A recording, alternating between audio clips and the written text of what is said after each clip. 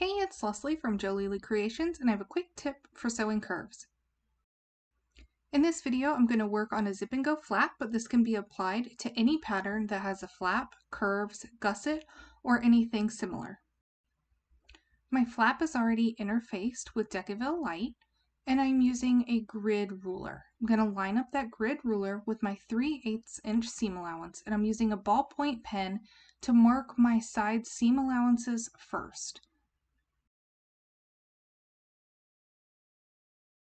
It's super important here that we line up all the flat edges that we can to get the most consistent seam allowance on our piece.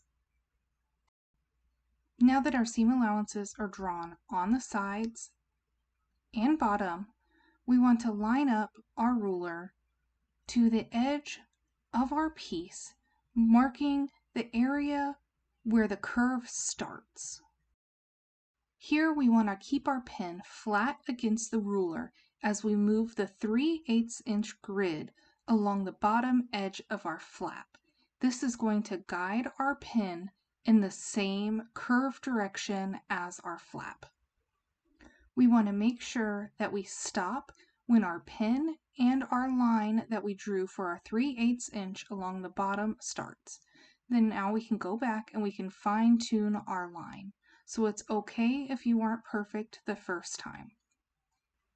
If you need to go over it a couple times, that's perfectly fine. You just may need to switch to a different color pen so you know which line is accurate.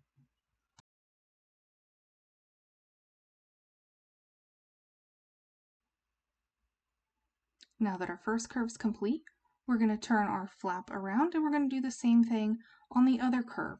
Starting at the point where our curve starts to go around, we're keeping our pen flat against the ruler and moving the 3/8 inch line around that curve with our ruler till we meet our 3/8 inch seam allowance. Just tidying up our second curve line, and then we have completed our 3/8 inch curves on our flap piece. I have now clipped both pieces of my flap together and have taken them to the sewing machine, and I'm going to sew along the line that we just drew.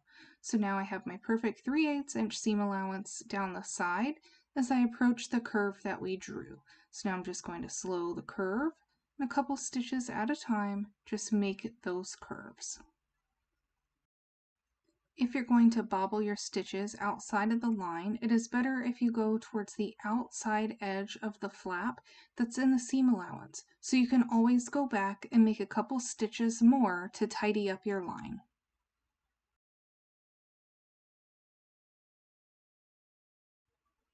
With our drawn on seam allowance, it makes it super easy to stay on the line and make a perfect curve on your flap. I use pinking shears to clip the corners of my flap before turning. A blow dryer also helps to soften up the vinyl and Decaville to make it easier for turning tight areas.